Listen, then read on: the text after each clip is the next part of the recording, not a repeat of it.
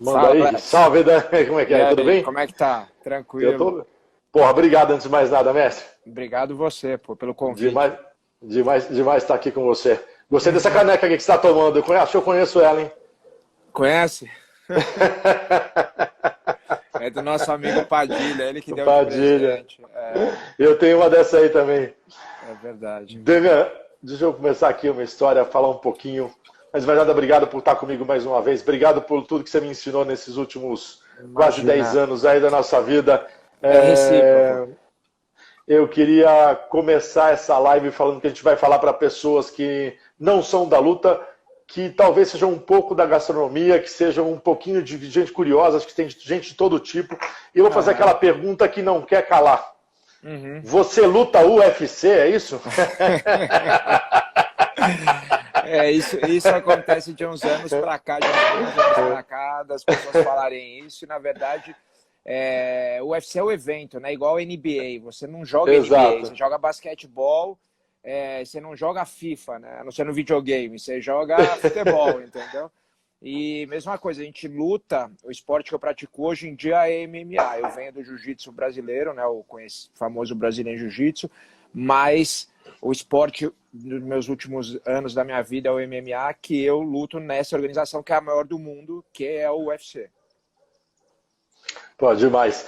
Fala um pouquinho pra gente do jiu-jitsu, porque você, mais do que ninguém, é da geração dos pit boys, viveu as várias fases Uhum. do jiu-jitsu. Conta um pouquinho para o pessoal que não conhece o jiu-jitsu, ou que às vezes fala jiu-jitsu, Aham. o que é essa arte marcial, um pouquinho do que você aprendeu.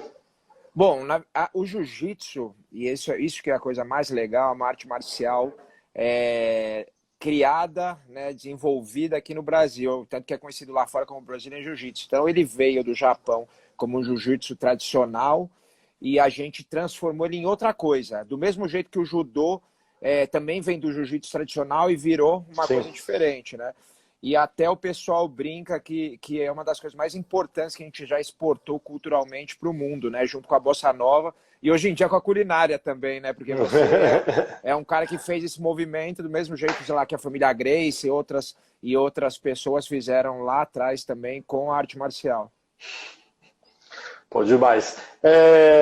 Conta um pouquinho para quem não conhece a história da sua vida, para quem Uhum. acha que é, a vida começou já no UFC. Eu queria que você É. contasse um pouquinho.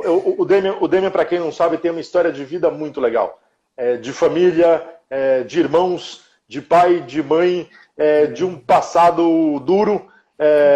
Eu queria que você contasse aí de uma maneira, da maneira que você achar melhor, um pouquinho de quem é o Demian Maia, de como é que começou essa história. Bom, Alex, eu nasci aqui em São Paulo, né? E cresci numa família de classe média baixa, mais ou menos, tal. E acho que uma grande virada na minha vida, para ser sucinto, que fez eu acho que eu ter essa garra que eu tenho hoje em dia. Eu já tinha uma vontade de aprender muito grande, que é uma coisa que eu vejo em todo mundo que trabalha com alto rendimento. Eu vejo em você, eu vejo em todas as pessoas que a gente conhece que trabalham Sim. com coisa de alto rendimento, qualquer profissão, essa vontade de aprender, isso acho que vem muito do meu avô. Meu avô ele era filho de uma índia e ele veio para São Paulo da região ali de Araraquara sem nada e com 14 anos, 13 anos e começou a trabalhar, a vender aqui. E ele sempre me mostrava, ele falava, eu vendia óculos, né? Ele chegou a ter ótica, tudo, na Liberdade. Então, como as pessoas me confundiam muito com japonês, por causa do olho puxado, né? Um japonês moreno, eles falavam, na verdade era índio, né? Eu comecei a aprender, queria aprender japonês porque eu queria ter alguma intimidade. Aí ele eu gostava de desenho, ele foi buscar do nada, porque ele gostava, entendeu? Era uma coisa dele e ele Bacana. passou isso pra gente, né? E ele foi uma influência grande na minha vida desse negócio de aprender, mas com ele que veio minha paixão por mato, por ir pro mato pescar, por ir andar no mato, pela natureza, esse tipo de coisa. E aí, com 16 anos, a gente morava num apartamento, num bairro de classe média alta, um bairro bom, em São Paulo. Só que era um apartamento alugado, né? E estudava em colégios bons, a gente tinha bolsa, então a gente tinha um ambiente, apesar de a gente ser mais de classe média baixa, que vivia num ambiente mais de classe média alta. E aí a gente é Uhum. despejado desse apartamento, que já tinha uma Cara, briga há um tempo, e minha mãe vai morar de favor no apartamento de uma amiga dela, eu vou morar lá no centro de São Paulo, que minha avó morava lá com a minha avó e meu avô num apartamento de 50 metros quadrados de um quarto, e dormia na sala, entendeu? Justo na adolescência, que é aquela fase que você tá mais, né, ser mais sensível com tudo, né? E aí, acho que isso me deu uma gana muito grande, sabe? Das dificuldades que eu passei. Eu vendo meus amigos tendo muito mais facilidades, né? Na verdade, normal, igual meus filhos hoje em dia têm muito mais sim. facilidade, né? Mas isso foi engraçado, porque ela me deu vontade, tipo, esse sofrimento, esse negócio que eu passei e as dificuldades de superar, e acho que isso fez eu ter essa garra que eu tive na minha profissão. Uma, uma coisa que eu queria te fazer, uma pergunta que eu sempre quis fazer para você, Uhum. até hoje talvez não tenha tido a oportunidade. É, eu conheci muita gente que fala que treinou com você, principalmente no comecinho, na faixa azul, e falava que até a faixa azul você era um cara normal no jiu-jitsu, Aham. estava longe de ser um expoente, que de um dia para outro você virou na faixa roxa, a faixa ajustou, ela não foi uma faixa frouxa, né? Aham. Ela Aham. ajustou na sua cintura, você começa uma escalada no jiu-jitsu nacional, internacional, que o mundo, as pessoas começam a falar, e você teve a sorte de de treinar Aham. com o Fábio quando estava todo mundo com ele, Todo mundo. Marcelo Garcia, enfim. Ah. Conta um pouquinho desses dois momentos, da faixa azul em diante e depois de conviver com essas figuras, com essas lendas. Então, na verdade, assim, um faixa azul. Na verdade, a gente tem que lembrar que eu tinha muito pouco tempo de treino naquela época. Eu treinava a Uhum. luta desde criança, mas eu fiquei na faixa branca, se não me engano, 9 meses, e na azul 1 ano e meio. Então, eu era muito novo ainda, né, no esporte, né, e na arte marcial. Sim, Não na arte marcial em geral, mas no jiu-jitsu. Arte marcial no em geral, eu jiu-jitsu. treinava desde criança, Mas, e aí, o que acontece?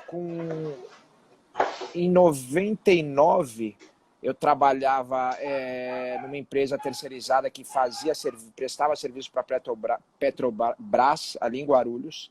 E eu lembro que eu pegava uma lotação, pegava metrô, descia na Armênia, pegava uma lotação, aí tinha um bairro ali, andava mais 15 minutos do bairro, chegava, fazia um trampo que eu tinha que fazer rápido, voltava, fazia todo o caminho de volta, às vezes passava no escritório que era nos Jardins para deixar uns documentos, era meio que um office boy de luxo, né? E aí Tá. é, a Petrobras começou a cortar pessoas e cortou algumas pessoas dessa empresa por contenção de custo, e eu fui nessa leva.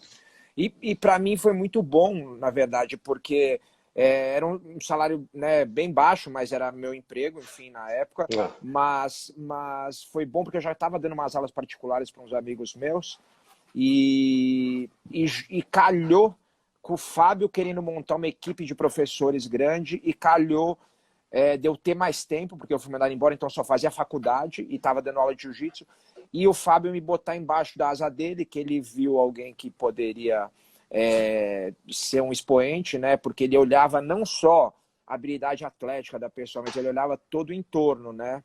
E o Fábio falava isso para mim, né? Esse negócio de ter vontade de aprender, de ter vontade de evoluir, esse tipo de coisa fez a diferença. E aí eu comecei a dar muita aula particular junto com ele.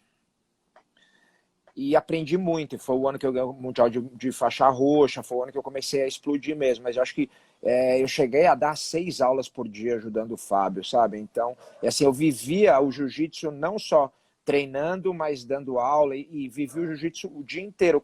A única coisa que eu vivia sem ser o jiu-jitsu era a faculdade, que eu estava lá 4 horas por dia, e menos até, porque chegava atrasado, saía mais cedo para ir treinar.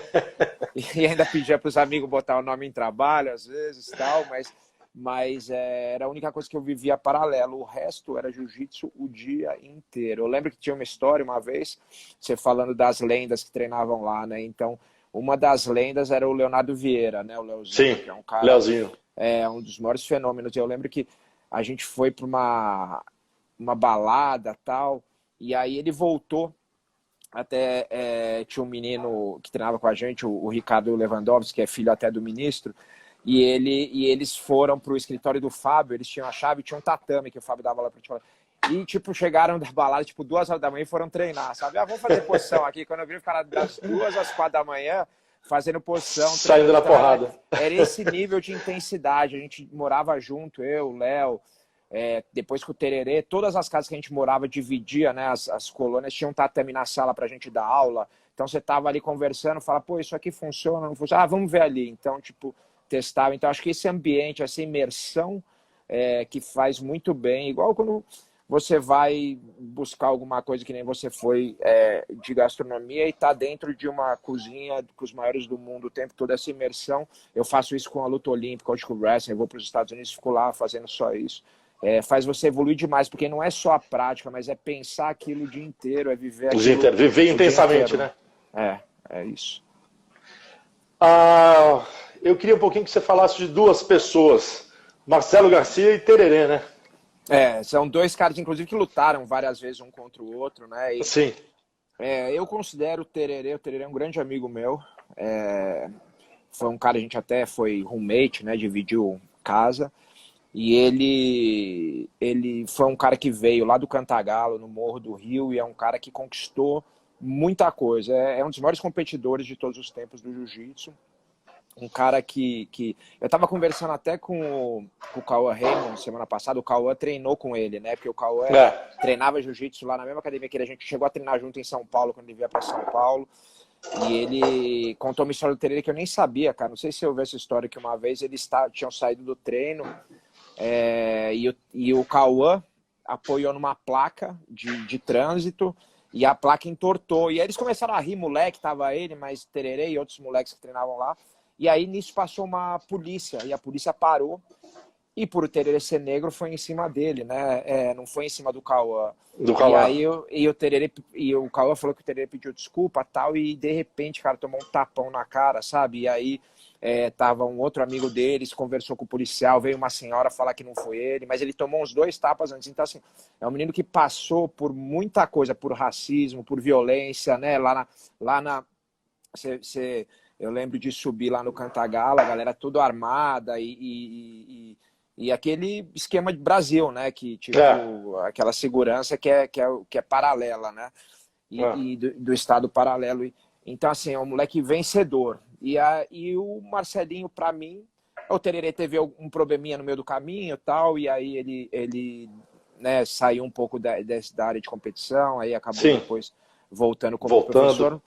Mas o Marcelo Garcia, para mim, apesar do Tererê ter ganho dele todas as vezes que lutou com ele, isso é impressionante, cara. Impressionante, Ele era tão bom competidor, ele era tão malandro, cara. Eu lembro dele lutando e ele teve um mundial de roxa que ele... Cara, tinha 2, 3 vezes que falaram, agora ele vai perder. Teve uma que ele tava perdendo, o cara fez alguma coisa que ele conseguiu fazer, o cara ser desclassificado por ter feito alguma coisa legal. Não sei como ele conseguia, cara. Ele tava na beira do tatame, assim, o cara empurrando ele virava e falava, olhava assim, falava... Aí a hora que o cara se distrai, ele trava a queda. Sabe aquela catimba? Cara, era impressionante o nível de malandragem. Ele se jogava... Se ele via que tava... Ele era muito bom, mas assim, se não desse certo, ele ainda tinha esse recurso, né? De, tipo, se jogar num golpe legal, que o cara entra no golpe sem nem perceber e é desclassificado, sabe? Então, era muito difícil ganhar dele. Mas o Marcelinho, pela consistência e os anos todos de treino, e tudo que conquistou, e por eu ter treinado com ele, para mim é o melhor, um dos melhores de todos os tempos, acho, pelo peso dele, não sei mais pesado. Pelo menos na área sem kimono, né? O jiu-jitsu, para quem não conhece, a parte esportiva é dividida entre kimono e sem kimono. E o sem kimono, ele é um fenômeno.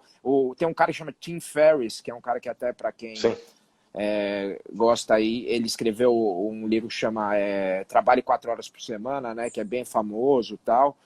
E esse cara, ele fala do Marcelinho. O Marcelinho é o Michael Jordan do jiu-jitsu brasileiro. Do jiu-jitsu brasileiro, ele fala, E é verdade, cara. Ele é mesmo. Quem treinou com ele no auge dele sabe disso. E eu treinei bastante com ele. Damian, Dudu, uma coisa que eu queria falar para todo mundo que está aqui. Quem quiser escutar essa história do Cauã Raymond e do Tererê, eu tive o prazer de escutar ela também.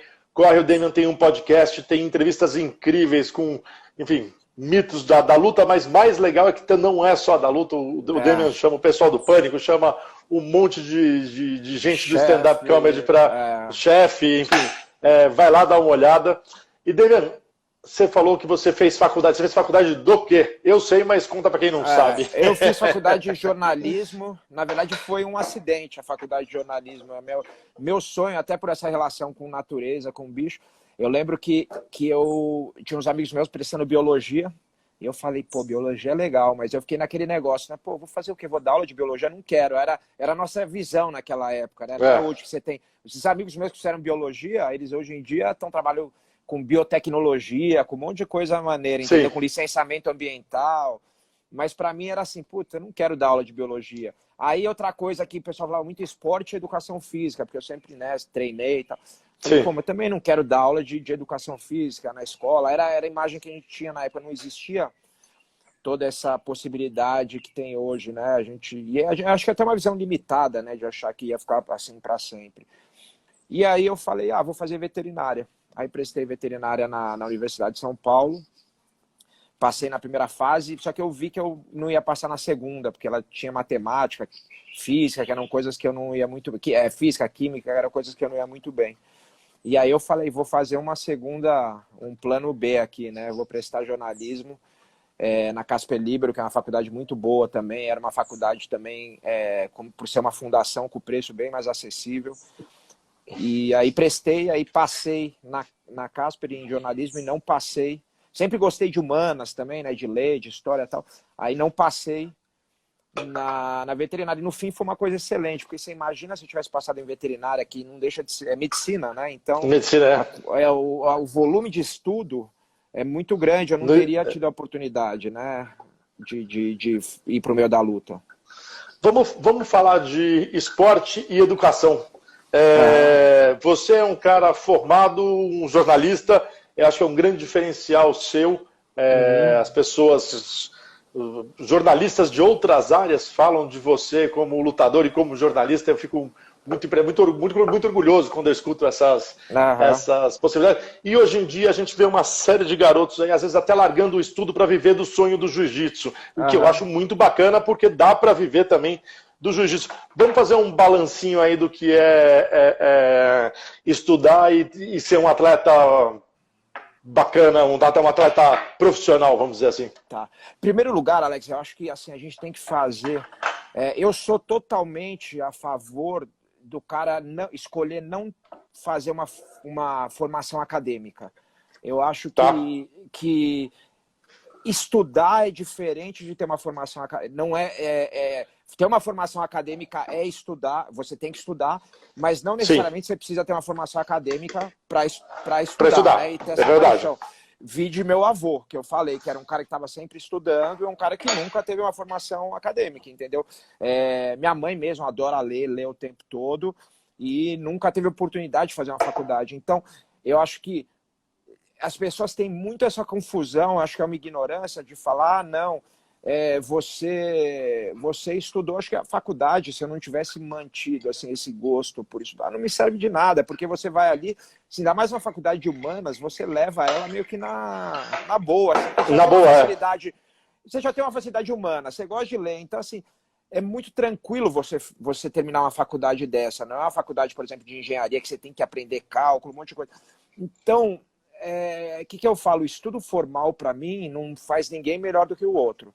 Mas você tem que ter, eu acho que você tem que ter, não, mas eu acho que você ter a vontade de aprender, isso aí eu acho que... Você não pode faltar, né? Isso é fundamental. Você tem que estar evoluindo, tem que estar lendo, tem que estar buscando coisa. Acho que isso aí é o principal. Não você estar lá na faculdade, porque, como diz um amigo meu que fez faculdade uns anos atrás, ele falou, Demet, a gente passava na minha faculdade, a gente não sabia nem escrever, nem interpretar texto direito. O cara se forma e fala, eu sou formado, grande merda, né?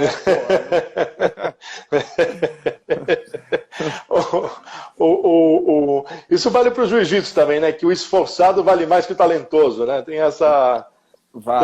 acho que para os esportes de modo geral e acho que vale para a vida profissional aí. Eu vou te falar, eu estou fazendo um cafezinho aqui. Uhum. Eu vi um monte de gente passando aqui pela nossa live. Vi o Matheus Diniz, campeão, fera demais. Ele passou aí, deu uma.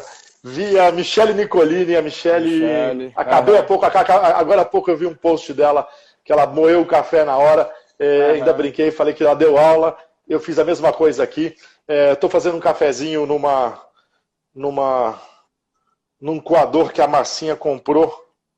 Ó, que bacaninha esse aqui. E eu vou tomar meu cafezinho que eu não vivo sem.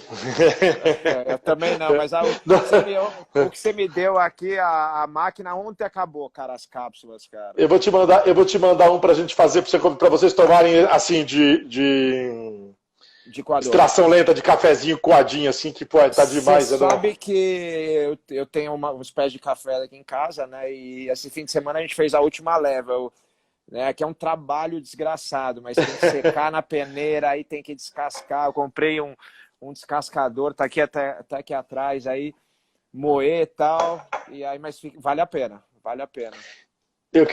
Essa era uma das coisas que eu queria falar de você, né? Para quem não conhece o Demian tem esse lado que todo mundo conhece, que é o de um lutador, mas tem um lado pai, família, de curtir, de cuidar da casa que pouca gente conhece. O Demian mora, dá pra ver aí no fundo da casa dele, ele mora quase dentro de uma floresta.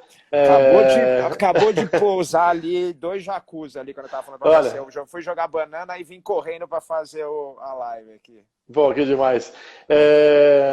E o Demian é muito cuidadoso com o jardim dele, com os filhos, com o cachorro, com as galinhas, que ele ganhou umas galinhas de presente. Sou do Padilha, é verdade. Essas foram de presente pro Gus, para um outro amigo nosso, né? Porque os cachorros começaram a matar as galinhas. Eu falei, putz, agora tava muito complicado.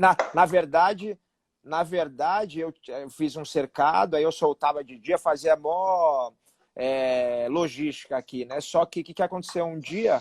Aqui em casa vem coati, cara. Eu até te falei isso um dia. Falou. Como os cachorros não estavam presos e não conseguiam entrar na grade, eu ouvindo os cachorros latir. Aí eu corri lá embaixo e falei, será que eles pegaram uma galinha? As galinhas gritando. A hora que eu olho, as galinhas tudo triste, olhando assim, ó.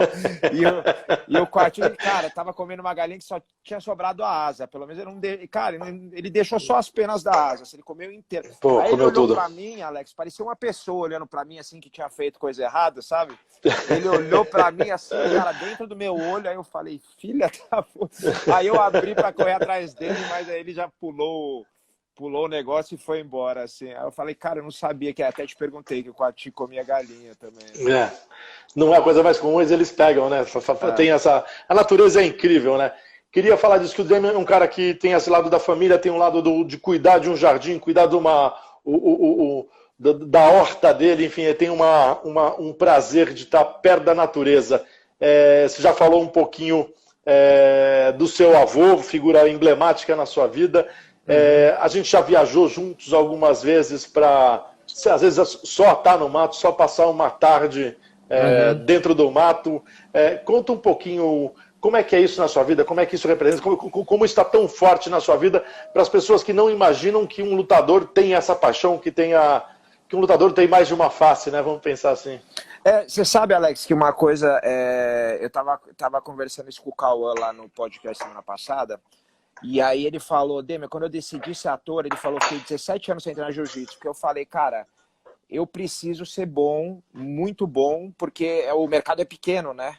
É o que eu faço. Não adianta eu só ser um cara bonito, modelo, não sei o que, eu tenho que ser bom.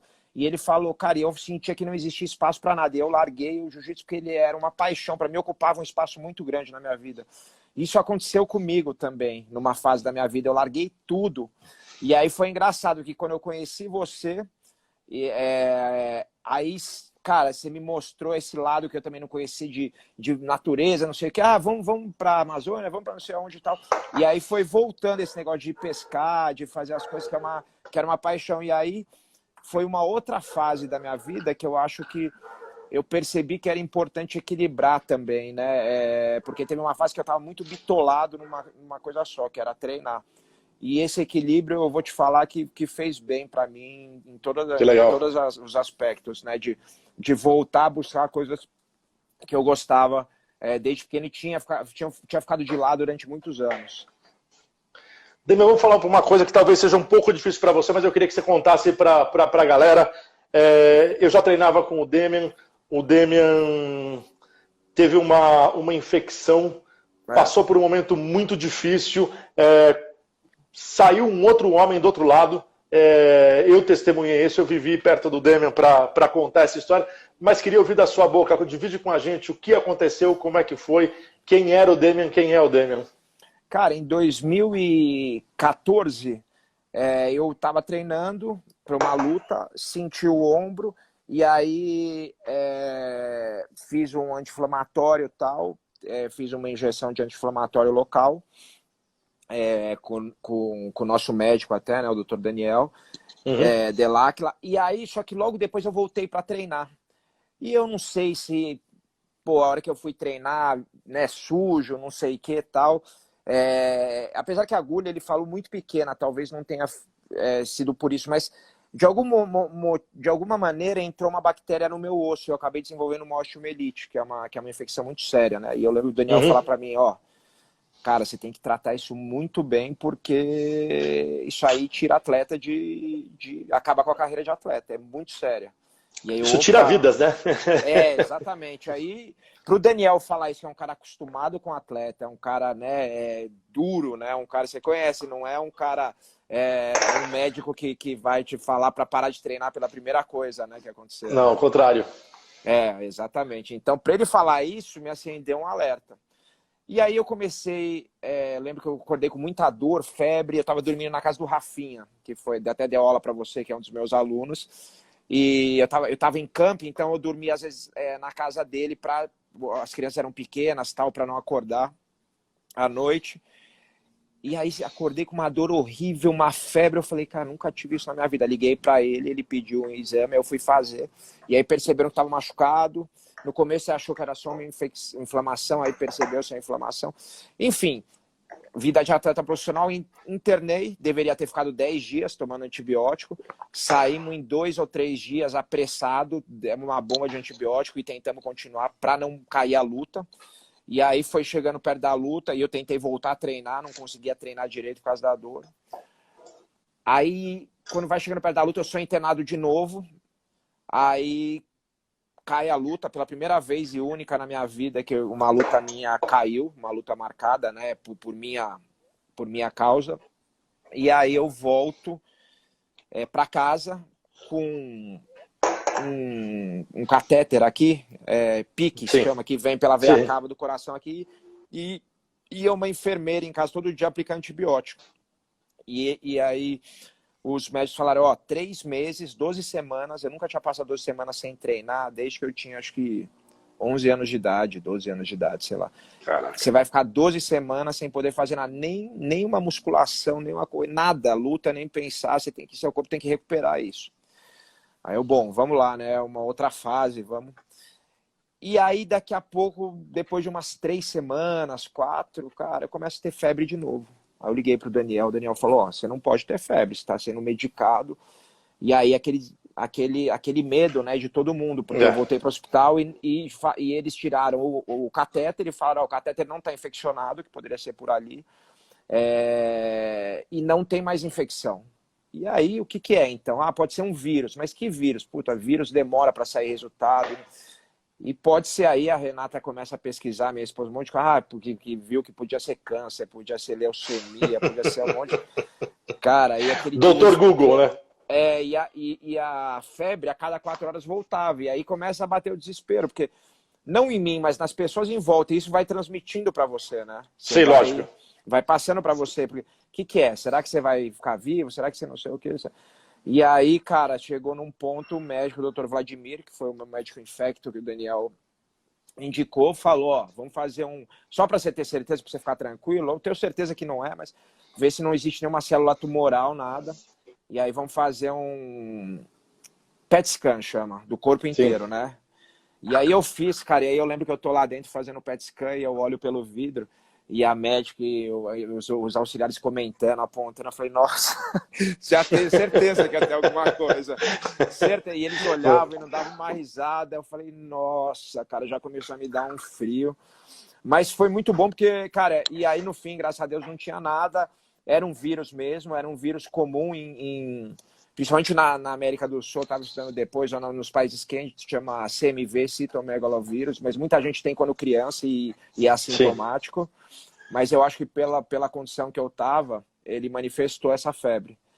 E aí eu sei que, cara, foi muito boa essa época, porque quando você chega, de uma certa maneira, eu comecei a pensar pensar a respeito da morte, que é uma coisa muito distante ainda, quando você tem, sei lá, que nem eu, 35, 36, 37 anos, sei lá. E aí você começa a pensar isso, você começa a pensar o que você tem feito, você começa a pensar como que é a sua qualidade de relacionamento com os filhos, com a família. E eu acho que me fez repensar assim, bastante coisa e relaxar um pouquinho mais na minha profissão, que eu era muito travado de querer de qualquer jeito. Aí eu sempre cito um negócio até, uma vez eu dei uma palestra e falei isso, que tem um livro que chama Arte Cavalheiresca do Arqueiro Zen, né? Que o Sim. cara, ele vai morar no Japão nos anos 20, é uma história real, é um professor de filosofia, e ele vai aprender arco e flecha, Kyudo, né? Que é uma arte marcial lá. E aí ele tá tentando, não consegue, e o mestre um dia chega para ele e fala, sabe por que você não consegue? Porque você está tentando muito. Não é que você está não treinando muito, você está tentando muito, você está querendo muito aquilo. Quando você tem um desejo muito grande, isso te trava de alguma maneira. E, cara, foi impressionante que eu aprendi a relaxar, eu já senti isso. A luta, nossa luta, né, quando você entra naquele octógono, é um negócio muito extremo, né, Alex? É um negócio que te deixa muito à flor da pele, é muita gente te assistindo, é você botando o seu trabalho em exposição para o mundo inteiro, Sim. Podendo se sair mal ou bem, você nunca sabe o que vai acontecer, né? Você está botando o seu ego à prova, né? Exatamente. Então, você sempre entra muito... eu sempre entrei muito agitado e tal, e eu lembro que na luta nas lutas depois disso eu comecei a conseguir, é difícil explicar, mas conseguir controlar mais a ansiedade, sabe? De querer às vezes chegar numa posição rápida. O autocontrole chegou, né? Chegou mais forte, né? Mais forte, porque já existia, lógico, já eu não existia. teria chegado onde eu tinha chegado, mas assim, mais forte, mas eu acho que o principal foi o quê? Relaxar, perder um pouco o foco. Eu quero lutar pelo título de novo, eu quero lutar pelo... Por incrível que pareça, cara, foi essa época que eu fiz 7 vitórias seguidas, que é uma coisa super rara de acontecer no UFC, né? Num evento desse nível, assim, pouquíssimos lutadores fizeram, e acabei disputando o título. Foi a época que eu relaxei e dei espaço para outras coisas na minha vida, entendeu? Então foi um paradoxo muito interessante, assim, para mim, sabe? Não, lógico que eu continuava treinando que nem um louco, continuava fazendo tudo igual, mas eu conseguia, no tempo livre, desconectar um pouco de uma coisa só e deixar minha mente entrar em outras coisas. Pô, demais. Eu tô vendo galera da Coab, Michele Nicoy, Buiú, olha o Buiú da Gracie Vá, grande Buiú. Até me perdi aqui. Não, eu queria contar uma história que é o seguinte: entrar no octógono, né? Primeiro eu vou te falar algumas coisas. Eu entrei pouquíssimas vezes no octógono, normalmente para treinar jiu-jitsu. Uma única vez eu fiz uma luvinha com Michelin, uma luvinha que ele aliviou um montão para mim. Eu fiz uma com ele ontem, mas ele não me aliviou, não. E tem a mão dura, o bicho. Mão de coco, como diz. Tem. Mas só o simples fato, só para o pessoal que nunca imaginou, a hora que te trancam ali dentro já tem um mal-estar. Eu acompanhei você em alguma das suas lutas, e uma vez aqui em Curitiba, você lutou e eu estava na beirada do ringue. Foi uma vitória sensacional. Caraca, a emoção que você sente de estar perto do ringue é diferente. Eu imagino que é lá dentro. Quer dizer, eu não imagino que é estar lá dentro. Eu não consigo me ver nessa situação. Precisa de uma atitude ímpar aí, né? Cara, vou te falar, quando você olha... Quando você é moleque e olha aquilo, e aí você começa a ir nos primeiros eventos, na época que eu era criança, ainda que eu era adolescente, vale tudo, você fala, cara, isso é muito duro pra mim, isso é muito, psicologicamente é muito pesado, muito forte. Eu não sei se eu vou conseguir, mas, cara, parece que a vida vai te levando, sabe? Você vai... Lógico que muita gente acaba... eu acho que, sabe, as pessoas que se preocupam muito com o que o outro vai pensar, todos nós nos preocupamos, né? Todo mundo tem um ego. Mas se a pessoa que exagera nisso, que não consegue falar, foda-se, eu sou mais eu, entendeu? Ela geralmente não consegue performar. Isso é uma coisa engraçada, porque ela está muito preocupada, são as pessoas que travam. Então ela nem chega ela nem vai chegar num evento desse tamanho, né? É muito difícil. É muito difícil. E eu acho que todo mundo que trabalha com alto rendimento tem que ter meio essa mentalidade de foda-se os outros, entendeu? Porque, no bom sentido, né? Porque isso, mas é isso mesmo, tem que... Se preocupar com crítica e com o negócio, você não consegue, entendeu? Se preocupar, putz, será que eu vou aparecer bem? E se eu tomar um nocaute? Se eu cair babando? E se eu não sei o que os outros vão pensar? Como é que vai ser, entendeu? Você não pode ter. A luta de Curitiba que você falou... Foi uma luta muito especial, né? Porque foi, se eu não me engano, a segundo ou terceiro maior público já de todos os tempos no UFC. O primeiro é a Austrália. E, se eu não me engano, Curitiba talvez seja até o segundo, 45 o segundo, eu acho que era o segundo. Porque o estádio 45 mil pessoas lá em Curitiba, é muito grande. Então, eu lembro de eu entrando, e geralmente a gente faz uma caminhada, né? Sai do vestiário e faz a caminhada até o octógono. Eu lembro que eu andava e não chegava. Eu falava, cara, tem alguma coisa estranha, porque eu sempre acostumei a andar, sei lá, tanto tempo, tantos segundos ali. E eu andava, aí depois que eu fui perceber, eu estava andando num campo de futebol, eu estava saindo lá de trás do gol e andando até o meio do estádio, né? Então isso, cara, foi uma experiência. E tem uma coisa emblemática também, que nessa luta, eu nunca tive nada contra ele, mas o Matt Brown, que era meu adversário, ele sim.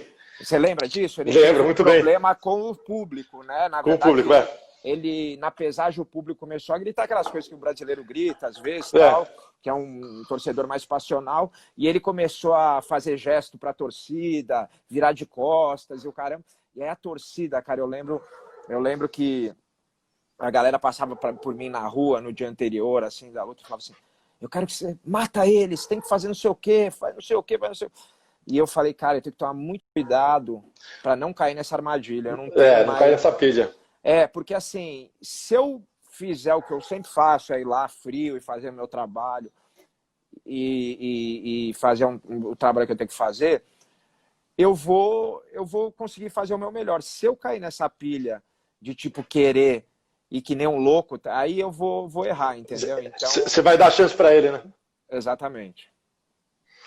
Damian, vamos falar de outro assunto agora. Vamos falar de cozinha, porque para quem não sabe, o Damian também gosta de cozinhar. E às vezes ele me liga e a gente vai no piloto automático aqui, conversando com ele no controle remoto, quase, falando como é que é. Conta um pouquinho da história de você cozinhar, de como é que é, qual que é o sabor de cozinhar pro Damian? Cara, na verdade, eu era um cara que eu era, como tudo, eu era muito distante dessas coisas, porque eu estava muito focado em fazer o que eu fazia. E aí, lógico, quando eu conheci você, eu comecei a me interessar ali por algumas coisas e tal.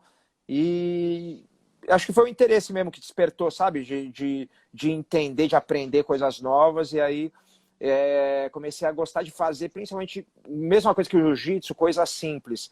Mas tentar descobrir, por exemplo, quando faz uma carne, qual a temperatura, quanto tempo, a hora de tirar, a hora de colocar a carne lá. Acho que é isso que é o meu maior interesse. Não é nem fazer uma coisa complexa, é fazer coisas simples, mas que tem esses detalhezinhos ali que eu fico olhando e te pergunto, vira e mexe, o que é melhor, como não é, né? Fazer as maneiras, as técnicas de fazer diferentes. Então, como tudo que tem uma coisa... A culinária tem uma ciência por trás muito grande, eu gosto de aprender.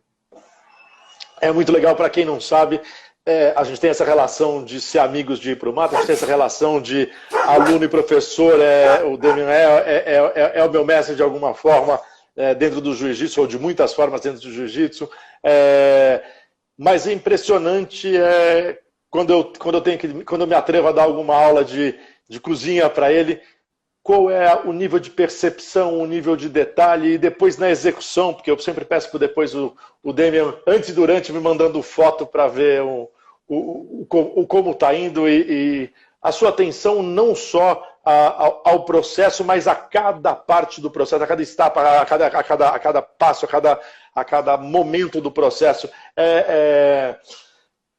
Isso vem do jiu-jitsu para a tua vida ou de você para o jiu-jitsu? Acho que os dois, né? Acho que chega um momento que você fez tanto aquilo que se mistura, né? Sua personalidade se mistura com aquilo. Então, acho que eu tinha isso um pouco, o jiu-jitsu ajudou a desenvolver, a prestar atenção em detalhe, prestar atenção na concentração de fazer as coisas, prestar atenção em fundamento, e gostar de aprender, né? Que isso vem do jiu-jitsu também. Acho que uma coisa se mistura com a outra. Pô, bacana. Vamos lá, uma outra variada de assunto. Demian, pai de família, conta do Lorenzo, da Pietra, de como é que é essa história, eu tive a sorte de fazer uma dessas lives com o Marcelo D2, brinquei com ele que eu tenho uma relação com o Pedro, meu filho, muito forte, e usei uma frase dele que eu me desenvolvo e evoluo com meu filho. Como é que é pro Demian essa? Cara, eu vou te falar. Essa frase, esse momento. Nesse momento agora que a gente, né, as crianças estão estudando em casa, mais ainda, né? Vou te falar que é um exercício muito grande. Eu até me botei uma meta, né? Eu sou meio metódico, essas coisas, que eu ia ler um livro. Eu não sei como falaria em português, mas os gringos chamam de parenting, né? Que é tipo aprender a ser pai e tal, por ano. E eu ano retrasado eu li um livro, ano passado eu ouvi um audiobook, ou esse ano, ou ano passado, aí eu tenho que fazer mais um. Mas eles, cara, te ensinam um monte de coisa. Acho que no meu caso, os dois, né? Eles me ensinam muito o negócio de eu venho de um meio, né, Alex, muito marcial, né, muito militar, de tipo você ter regra e fazer, entendeu? E fazer e obedecer essa regra e cumprir e fazer o máximo para fazer o melhor possível. E a criança não é assim, né? Não. A criança ela faz, não faz, então você tem que saber negociar, é um aprendizado muito grande, porque meus professores nunca precisaram negociar muito comigo, entendeu? E a gente nunca precisa negociar muito quando você tem um atleta, porque o cara quer aquilo demais e ele vai, tipo, abaixar a cabeça e faz o que você manda, e vice-versa, eu faço o que meus treinadores mandam. Lógico, depois a gente sempre senta e conversa, pô, eu acho melhor isso, melhor aquilo, mas assim, não existe a possibilidade de não fazer, sabe, uma coisa. E as crianças não, né? As crianças, elas às vezes querem, às vezes não querem. E para mim é um aprendizado isso, né? Aprender essa negociação, aprender aprender como convencer, porque, por exemplo, eu nunca, né, nunca encostei a mão nos meus filhos, acho que isso vem do meu pai também. Minha mãe chegou a dar uns tapas na gente quando a gente era pequeno.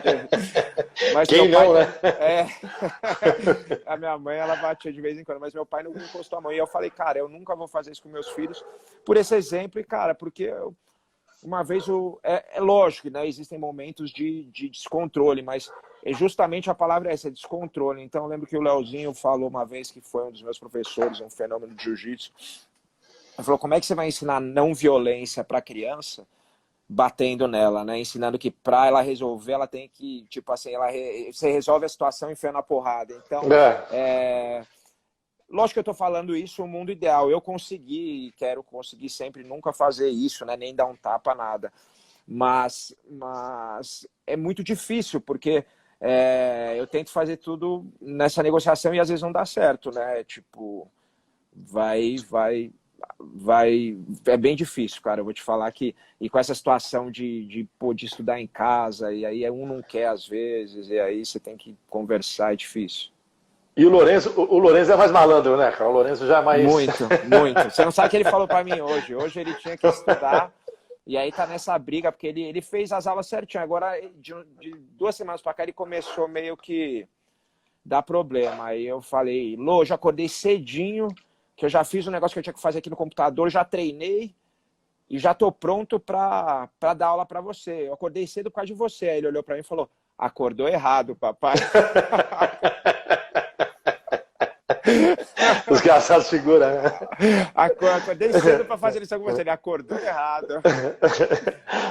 Falando um pouquinho de jiu-jitsu, falando um pouquinho de hoje, eu queria contar uma história para você, que hoje eu estou num dia mega feliz nessa história, pelo seguinte: há um tempo atrás eu fiz um podcast com o Fábio Gurgel, o pessoal da Gracie Magazine pegou e postou, e hoje eu estou num momento de graça, assim, porque talvez um dos grandes ídolos da minha vida sabe que eu existo, sabe que eu admiro ele, que é nada mais que o Rickson Gracie, né, cara? Ele postou no Instagram dele uma foto, eu ainda estou aqui em estado de graça aqui. Eu vi o seu podcast com o Rickson. Foi uma live, né? Foi uma live, exatamente. Foi uma live que você fez com o Rickson. Podcast, Sei que o Royce influencia você de alguma forma, de muitas formas. Vamos falar um pouquinho dentro da história do jiu-jitsu, a família Gracie e esses momentos que nós vivemos, a história oficial, 3 livros que estão saindo. Vamos falar rapidamente, sem polêmica, mas contar. E o Verdun está na área dos nossos. Eu vi ele agora aqui. Michele, Verdun, Rogério. Verdun. Então, gente boa. Cara, a família Gracie tem uma importância... Cara, sem eles não existiria o que existe, né? O jiu-jitsu brasileiro. Eles, não tem dúvida nenhuma, o que eles fizeram foi uma cultura, não foi um esporte. Eles fizeram uma arte marcial, eles fizeram uma alimentação, né? A dieta Gracie. Eles fizeram um estilo de vida, de como você viver saudável. Que quando você vai para outras artes marciais, você vê que é bem diferente. E eles fizeram o mais importante, Alex. Sabe o que eles fizeram de mais importante? Cara, nos anos 20, 30...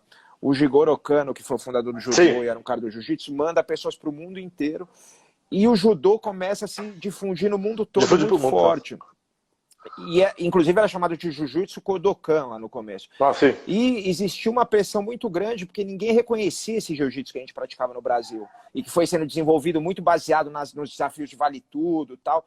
Então, eles resistiram muito a não entrar numa federação, por exemplo, de judô, e teria morrido ali o nosso jiu-jitsu, entendeu? Eles resistiram muitos anos. Você imagina que a primeira federação de jiu-jitsu é de 67, se eu não me engano, a Federação da Guanabara, entendeu? Então, eles foram fazendo negócio do nada. Eram campeonatos que tinham 5, 10 lutas. Eram campeonatos que aconteciam a cada ano, uma vez por ano, às vezes nem isso. Eles fizeram um negócio do zero e tinha uma visão de marketing empresarial com um produto muito bom na mão e com um esforço muito grande de consistência. Né? E para quem não sabe, pô, da família Gracie é uma das grandes promotoras não só do jiu-jitsu, mas do consumo de açaí. A gente que trabalha com o produto da Amazônia, esses caras também deram muita luz para esse produto incrível que hoje ganhou o mundo. E tem mais uma coisa que eu sempre gosto de falar, e que os livros vão contar isso de alguma forma, que uma coisa que ninguém pode tirar da família Gracie é que eles nunca foram da marmelada, né? Esses caras teve a indústria do vale tudo em algum lugar, como é o WWE nos Estados Unidos, que tem essa coisa meio... luta, mas tem uma certa coreografia. Os Gracies nunca aceitaram isso e conseguiram vencer a contracorrente aí, né? Isso exatamente. No começo do século passado, era uma corrente grande, porque o cara fazia tanta luta, não tinha dinheiro, então o cara tinha que lutar todo fim de semana. E aí começou a ter, nos Estados Unidos, muito, né? Começou a ir para esse lado de marmelada, no Japão também.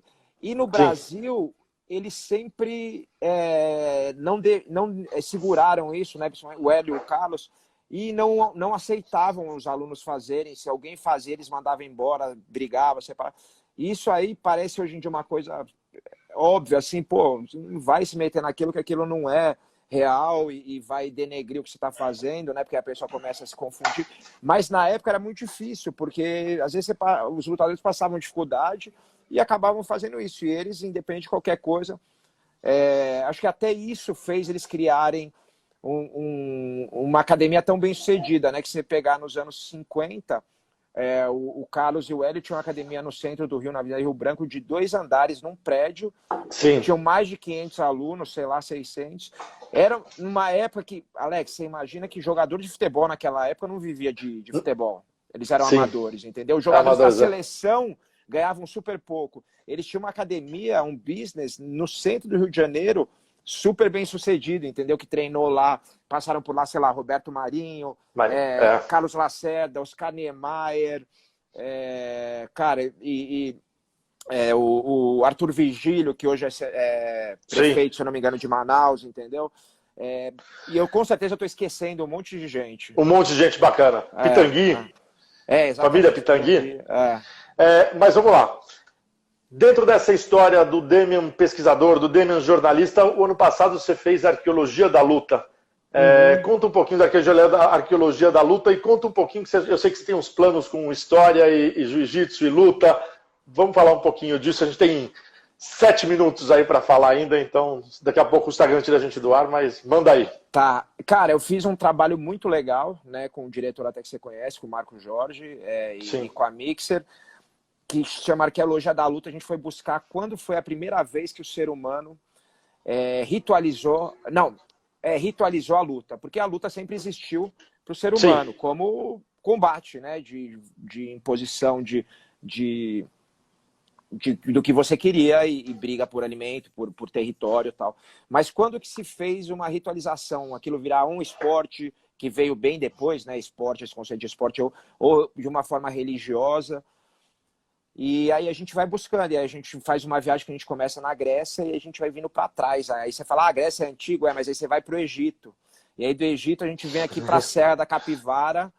Então lá na Grécia tinham coisas de 2.500 anos, 3.000 anos atrás, que eram coisas de 500 anos, 400 a.C. No Egito já são coisas de 5.000 a.C., 3, 4.000 a.C. E aí na Serra da Capivara tem pinturas rupestres lá de 10.000 anos, sei lá, atrás, na época que começou, acho que até a Revolução Agrícola. E a gente levou um índio lá, do Xingu, o Tacumã, e ele olhou a figura, foi muito legal, porque foi natural. Tava com o Leandro, que é um pesquisador também, e ele olhou a figura e falou, isso aqui é Ruca-Ruca. E olhou uma cena de uma pintura rupestre lá. Serra da Capivara, pra quem não conhece, é o maior parque de pinturas rupestres do mundo, né? Acho que é até pouco valorizado. No Brasil é difícil de chegar, mas é um parque que todo mundo tem que conhecer. O Leandro, do Instituto Onça Pintada, que é seu amigo, que eu conheci. Querido. Ele me falou uma coisa muito interessante, que lá tem uma incidência de onça negra muito grande. Negra, muito grande, já. Que é raro. E, enfim. E aí a gente fez e terminou no Museu da Pessoa, se não me engano, no Rio de Janeiro, no Museu do Futuro. Esqueci o nome. No Rio de Janeiro. No Museu do Futuro. Falando com um cara que tem uma pesquisa, um biólogo, um doutor um geneticista, falando que existiam tantos povos na África, lá no começo da civilização, 200.000 anos atrás, sei lá, do Homo sapiens, e os que tinham, aí eles pesquisam um gene que eles chamam o gene da luta, né, o gene do lutador. E ele que é um gene de uma raça um pouco mais agressiva, é uma raça mais competitiva e que se envolvia mais em batalhas. E essas tribos que ele pesquisa que tinham esse gene foram as que se espalharam para o mundo. As que não tinham esse gene ficaram mais restritas ali à África, num pedaço, e as outras não só dominaram a África toda, né, porque essas outras ficaram mais restritas, como se espalharam para a Europa, e aí foram se espalhando para o mundo. E aí então foi muito interessante, né, quando começou a luta no ser humano, e aí começa essa história. A viagem foi demais, cara, entrevistar a galera e conversar, e tá com uma equipe também de produção, o pessoal lá da Mixer, da Academia de Filmes, ó. A Mixer fez outro documentário aqui, documentário que você participou da minha vida. Eu tô com a Mixer na cabeça. Academia de Filmes, que é outra grande produtora também. Cometi uma gafe agora. Demian, você está chegando num momento novo da carreira que é talvez para sair do UFC e. Tá me Aham. vendo? Tô te vendo. Tá.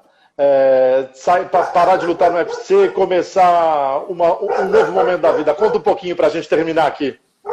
Cara, eu tô numa transição, né? Eu tenho mais uma luta, teoricamente, em contrato. Até tenho vontade de fazer duas para não finalizar a carreira lutando sem público, né? Porque a gente tá agora tendo os eventos sem Com a público. pandemia.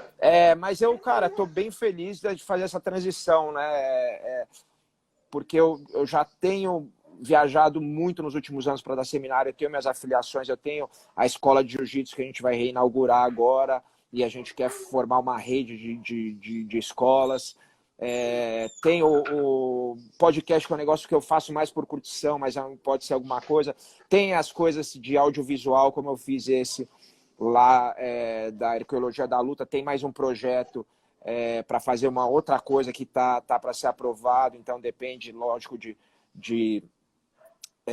outras coisas que não competem a mim, mas tem muita coisa legal e a luta acho que me deu essa oportunidade de conhecer muita gente, estar envolvido em muitos meios, então eu tô empolgado para saber como é que vai ser a transição e principalmente empolgado para ser dono do meu tempo, né? Porque quando você está num evento como o UFC gigantesco, você não é muito dono do seu tempo, você depende Sim. muito, né, do schedule, do tempo deles, né, do como eles marcam. E eu adoro fazer o que eu faço, mas assim, tem duas coisas que eu não vou sentir falta. Eu vou sentir falta de tudo, mas duas coisas eu não vou sentir falta, que é não ser dono do seu tempo e a segunda é a perda de peso. Essa aí eu não vou sentir falta também, não. Daniel, a tua luta a última luta no UFC, com quem seria?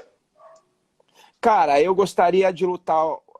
Tem algumas lutas legais. Tem o Diego Sanches, que é um cara que pede para lutar comigo faz tempo. Seria uma luta legal, que é um cara Sim. também das antigas. Tem o Cerrone, né? Que é o Cowboy Cerrone, Sim. que é o cara que é o único cara que. Eu sou o segundo cara que tem mais vitórias no UFC de todos os tempos. Eu tenho 22 ou 23, se eu não me engano. Ele tem 20. Eu tenho 22, ele tem 23, se eu não me engano. Então seria uma luta simbólica para mim.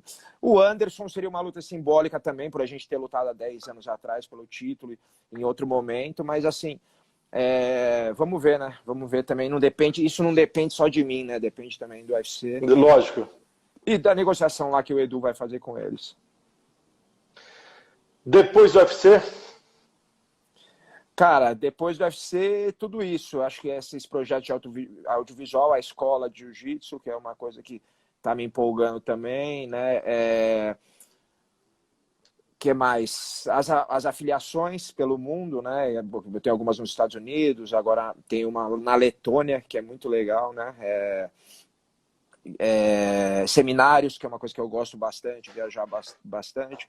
Comecei a produzir coisa online, né? Para conteúdo online, que foi muito legal também aprender a lidar com esse marketing digital, com esse tipo de coisa que eu não sabia. Então, aprender sempre e continuar treinando, né? Eu nunca vou parar de treinar, vou treinar a vida inteira. Acho que o jiu-jitsu te dá essa oportunidade que é muito boa, né? Você vê o Hélio Gracie com 90 e poucos anos antes de morrer treinando. Isso eu vou fazer pro resto da vida. Treinando. O Roy me contou isso, que um pouquinho antes de morrer, ele chamou ele e falou, vem cá ver esse ajuste de posição. Não fazia mais força, vai ficar pensando aí no jiu-jitsu. Quem treina jiu-jitsu é porque gosta de aprender, gosta porque tem coisa nova todo dia. Então, você foi para lá por causa disso, entendeu? Porque gosta de descobrir coisa, aprender. E eu também. E acho que o Hélio é um cara que também, né? Damian, obrigado. Obrigado por ter aberto a porta da sua academia para mim um dia. Obrigado por ser um mentor, por fazer o jiu-jitsu entrar na minha vida, não como arte marcial, mas como filosofia de vida, me bater sem machucar meu ego, me fazer entender um novo caminho, olhar para dentro de mim para evoluir. Obrigado por estar aqui comigo hoje, perder um pouquinho do seu tempo e dividir com a gente essa sabedoria, essa história. Obrigado você, Alex. Pô, foi muito legal, a hora que você quiser. E é isso aí. Agora, obrigado também. Eu aprendo muito com você sabe disso. Você sabe que não só recuperar essas coisas que eu recuperei, né, de ir atrás, mas também de aprender mesmo, olhando. Acho que você tá com pessoas que atingiram um nível muito alto na profissão, é sempre bom, e você olha e aprende muito. Damião, obrigado. Eu vi o Michelin por aqui. Michela, falamos de você. Saudade de você, mestre. Obrigado. Michele Nicolini, um beijo. Turma, Ilma Veras, cozinheira feríssima, lá da Serra, quer dizer, pertinho da Serra da Capivara. Um monte de gente legal passou por aqui. Obrigado. Legal. Ilma Veras é uma chefe lá do Piauí, a melhor cozinheira do Piauí, na minha opinião. Que bom. Lá é uma culinária muito interessante, cara. Eu comi lá, é muito interessante, né? Pô, um amigo meu da Bahia, Souza e Silva, BJJ, família incrível, ele e o Magrão, o irmão dele, uns caras bacanas, enfim. Muito legal. Pessoal, obrigado. Daniel, obrigado. Meu pai tá aí também, assistiu nossa live. Obrigado, pai. Michelin. Valeu, Michela. Valeu. Caio, doutor Caio. Caio Bonadio também. Pessoal, obrigado a todo mundo. Daniel, obrigado. Todo mundo, até a próxima. Quinta-feira que vem tem mais. E, mestre, obrigado. Valeu, Alex. Abração, tchau.